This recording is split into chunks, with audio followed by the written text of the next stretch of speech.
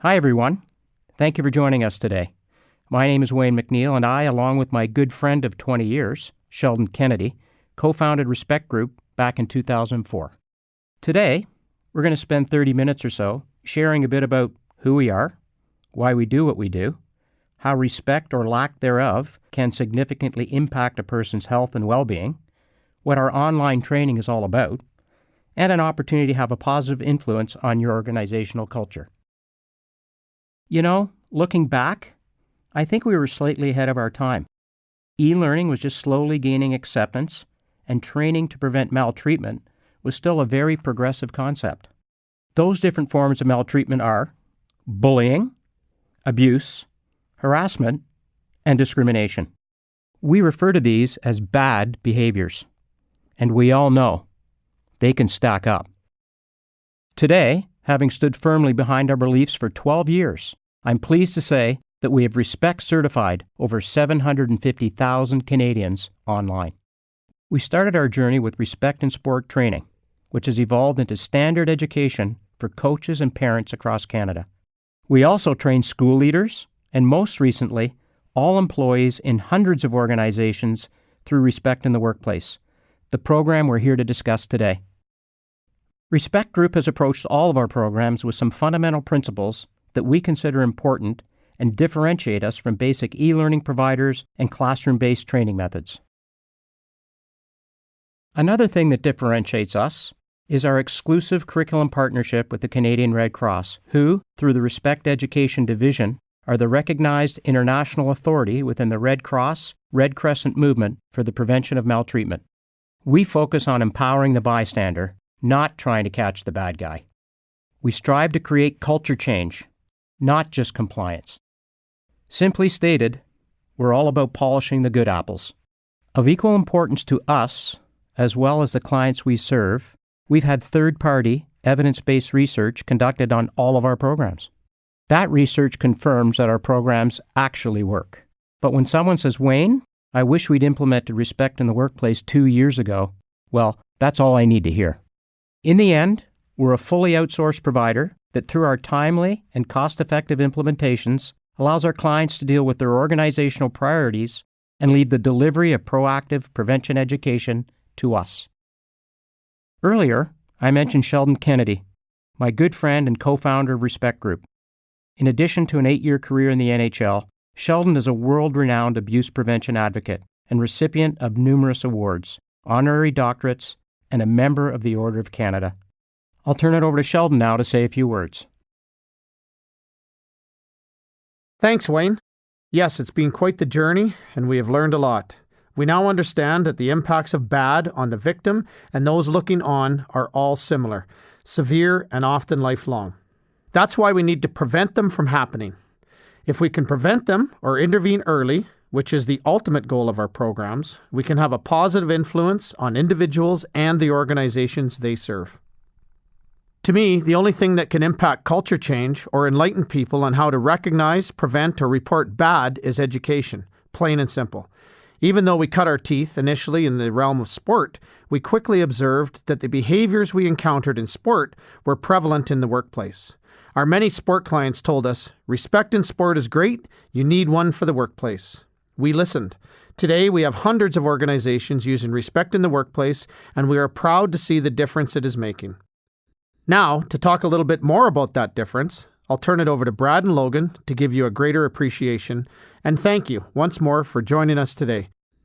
We are very grateful for your interest in what we do and how it can help you make positive strides within your own organization. Over to you, Brad. Thanks, Sheldon. My name is Brad Blasdell, and I have had the pleasure of working with the Respect Group since 2010. I am keenly aware that the issues of bad behaviors in the workplace and the importance of mental health have never been so prevalent. Each of you on this call know the magnitude of these issues in the workplace and understand that there's an opportunity to improve your culture. You don't need to look much further than the first page or two of the news to find headlines about organizations that have been affected by bad behaviors and the detrimental effects those have had on the people and the reputation of the organization as a whole. Nearly 6 out of 10 workers are exposed to workplace harassment. 45% of workers feel they have been bullied themselves at work. 50% of companies reported incidents of bullying in the workplace, leading to decreased morale, increased stress, depression, and decreased trust among coworkers. 1/3 of workers suffer health-related problems as a result of bullying, and on average, 26% decide to quit their jobs. When we look at our own survey data, those numbers are often even higher. There's overwhelming evidence that shows the connections between the physical and mental health impacts of employees who are exposed to bad behaviors in the workplace. The Workplace Bullying Institute conducted a study of 516 participants, all of whom had experienced either bullying, abuse, harassment, or discrimination in the workplace. Of those, 73% were treated for work-related health symptoms.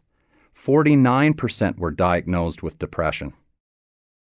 It is critical that employers really understand the negative impacts that BAD has on their employees' physical and mental well-being. Even though workers' compensation pays for the extended claims, all employers pay the price. We are proud to have entered into a unique partnership with the Mental Health Commission of Canada. They are experts in the area of how bad behaviors create negative impact on one's mental health. The MHCC is also the go-to organization within Canada when it comes to educating employers on the national standard for psychological health and safety in the workplace. It's an expectation that every employer creates a psychologically safe workplace, one that does not permit harm to employee mental health, one in which every practical effort is made to avoid reasonably foreseeable injury to the mental health of employees. Unaddressed mental health issues cost Canadian business $6.6 billion per year. I'm now going to turn it over to our friends at MHCC to talk about how respect in the workplace fits with the standard. You probably know that many of us spend more time with our colleagues than we do our families. New technologies make it harder to leave our responsibilities behind, even when we've left our workplace. All this work is taking a toll on employees, but we don't have to accept burnout and stress as daily realities. Instead, we should see an opportunity to reach people where they are and create safe, healthy, and productive settings. This will do more than help individual workers. It will have a spillover effect, reducing stigma within our families, amongst our friends, and in our communities. There is no mystery in creating a mentally healthy work environment. In fact, the Mental Health Commission of Canada has been working for a number of years to build standards, tools, and resources that employers can use to begin their journey. I'm proud to say that we're implementing these very same measures at the Commission because we share the challenges you may be facing. A workplace where employees thrive is one where mental health is central to every aspect of the job, from manageable workloads to clear expectations and a culture of civility and respect. There is no place for bullying or harassment in a healthy workplace. I applaud the Respect Group for putting mental health on the agenda in a big and a bold way. Respect training will advance your mental health agenda regardless of organization size or sector. The journey to mental wellness at work is a long road, and this training is an important step in the right direction. If you are listening to this, you're already on the right side of progress. Thank you for your comments and your important work at MHCC. I'll now turn it over to my colleague Logan to share more about the Respect in the Workplace program. Thanks, Brad, and welcome everyone. First, I'd like to reiterate that we are all about the issues. We pride ourselves on being subject matter experts, not a generic online trading provider. We stick to what we know best: respect. As Wayne said earlier, our programs are about culture change, not just compliance. Utilizing that approach, risk and liability reduction becomes a byproduct, as does delivering on the MHCC's national standards. We use proven instructional design techniques that ensure that end users have the same educational experience regardless of literacy level, location, age, or technical proficiency. We are fully bilingual, and not just our program, but also our 24/7 human-answered technical support line. We know that online learning, especially with the sensitive topics we cover, offers a safe environment in which to learn. A classroom approach can often get undermined by the very behaviors you're trying to eliminate. The efficiency of delivering content through e-learning also allows us to take 4 hours of standard classroom-based content and deliver it in just 90 minutes.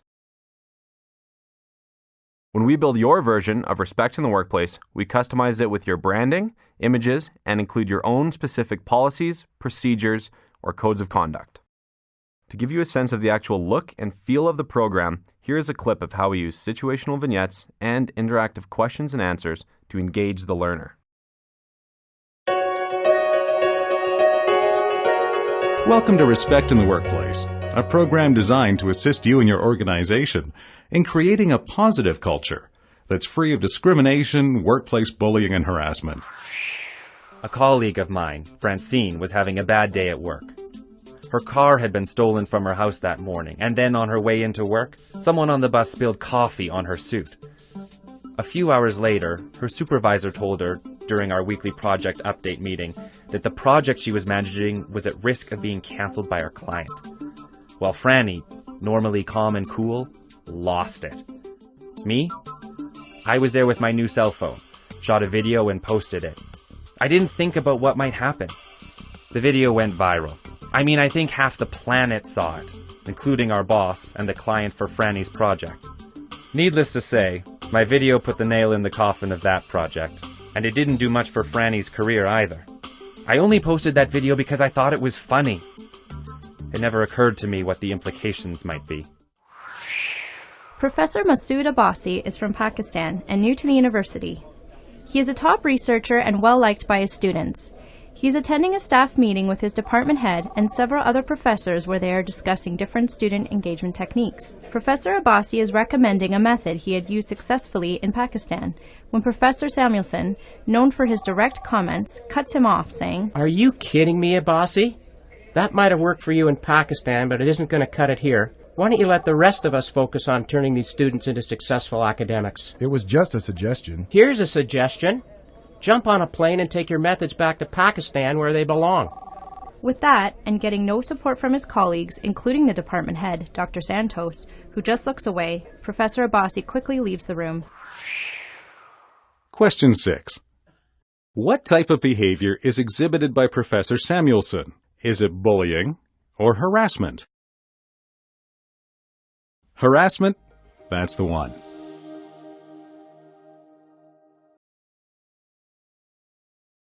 Now, I know what you may be thinking. That was clearly disrespectful behavior, and it's common sense. However, while sometimes respectful behavior is common sense, it's not always translated into common practice, which is what our program strives to accomplish, creating a consistent practice in dealing with issues while setting a standard for what respect actually means. You get a real sense of how our program is having an impact when you look at the mandatory pre- and post-survey results that we capture. This survey has been provided from Alberta Human Services, who have certified over 5,500 of their employees. Have a look. Twice as many people felt they themselves had crossed the line, realizing that they actually have engaged in these behaviors themselves after being educated through the program. So that tells us that they just didn't know where the line was drawn, and now have a chance to reflect and potentially remedy that situation. We call that looking in the mirror and having them ask themselves, how am I showing up? Which at the end of the day is the outcome you want. These results are typical with all of our clients, as are these other responses from Alberta Human Services, which highlight the positive end user experience. Now, I'll turn it back over to Brad to share a bit more about Respect certification. Thanks, Logan. Respect certification creates confidence around difficult issues and opens up the conversation. Following completion of the program, employees feel empowered to prevent issues from occurring and confident to know what to do to avoid escalation if issues do happen to arise. Respect in the Workplace training allows you to get ahead of these issues before they spin out of control. Simply stated, we shift your focus to prevention instead of putting out fires. Working with the Respect Group represents an ongoing commitment to respect. The relationship does not end after the 90-minute program. In fact, it can start even before you implement and well after completion of the program. We call it the Respect Continuum. Even before committing, you can take advantage of our fully optional Respect Barometer at no cost. It will help assess your respect climate before you implement or later to measure the program's impact. Then comes the Respect in the Workplace program itself, where employees become Respect certified. After organization-wide certification, we then offer a proprietary online portal called Keeping Respect Alive, which contains engaging tools including respect-related activities, supporting data, workplace facts, visuals, and workshop templates. These resources are utilized to keep the message front and center within the organization and provide continuity between certification and recertification. At this time, I'd like to talk to you about the investment required to become Respect certified. The retail price of Respect in the Workplace is $40 per employee. That includes the Respect Barometer, Respect in the Workplace online training, Keeping Respect Alive, and a full suite of administrative reporting and database tools. We also stand by our training with what we call the Respect Guarantee.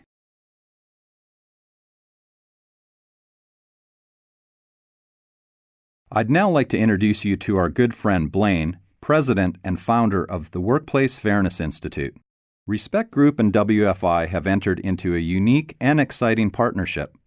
Blaine will now talk a little bit more about it. Thank you, Brad. The Workplace Fairness Institute shares a similar past with Respect Group. When we started 10 years ago, we were well ahead of our time. Like Respect Group, we believe that fairness and dignity are key components to any functional, productive, and profitable workplace.